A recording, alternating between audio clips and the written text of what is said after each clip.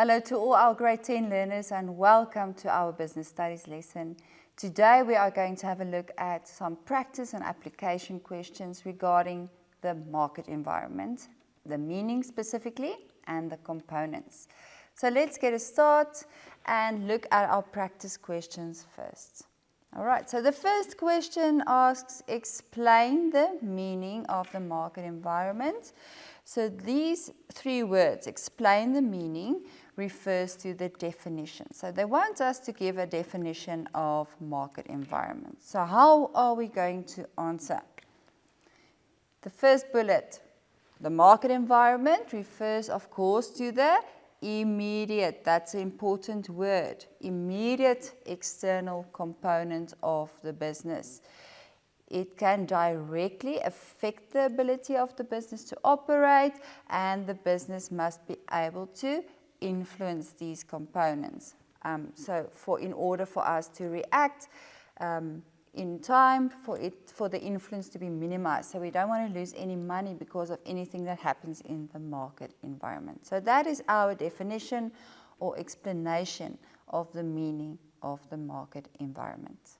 Our second question then asks, name three components of the market environment. Now these three components we discussed in an earlier lesson, and they are the consumers, the suppliers, or the intermediaries. So when they are specifically for three, there's no need to give more than three.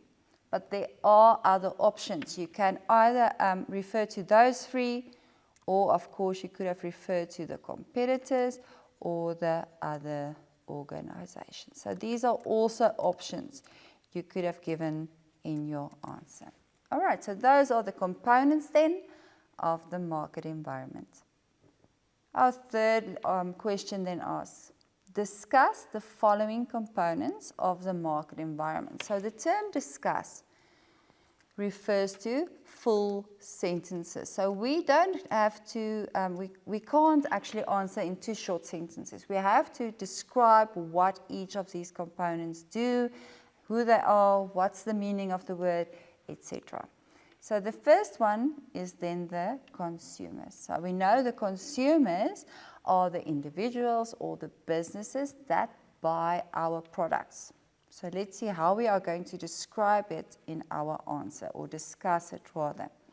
So we will state that it is individuals, or the consumers rather, is the individuals or the business, and they buy our products and services.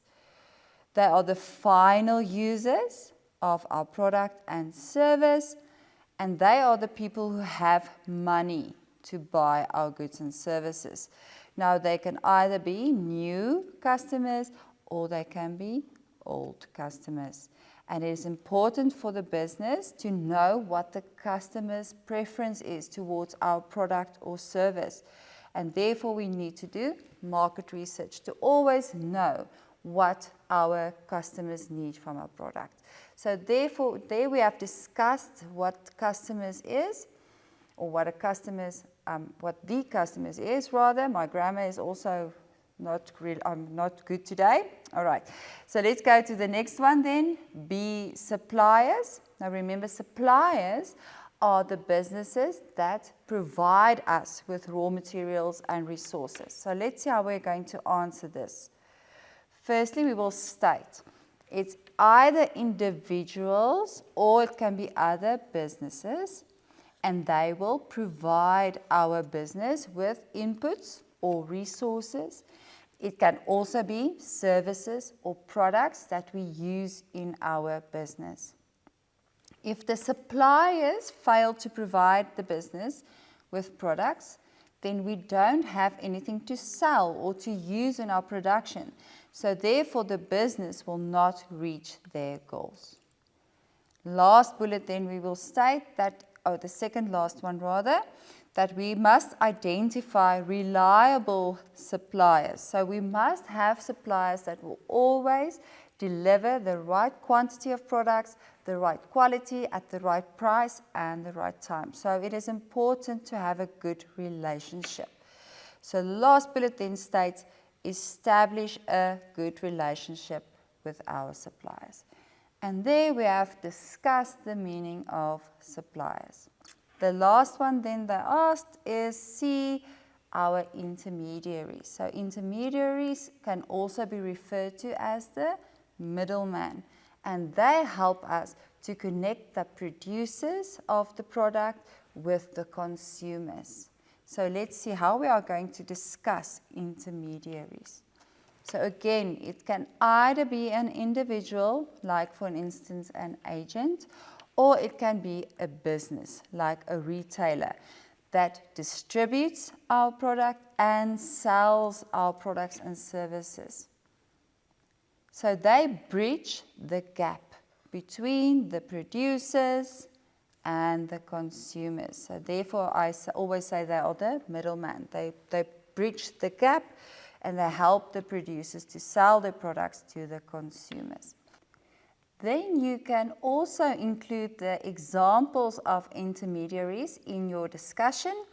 Now, our examples of intermediaries is then wholesalers, retailers, agents, brokers, and of course transportation services. Our last bullet then states some assist businesses also with packaging and advertising of their products and services. So the intermediaries really help the business to distribute the products, where they also help with advertising and of course selling the products. So that is then our question where we discussed consumers, suppliers and intermediaries. Then our last practice question is quite a simple one. It only states, name any 3 intermediaries that can be used by businesses. Now, name means you only have to shortly list these intermediaries. So we have quite a few options.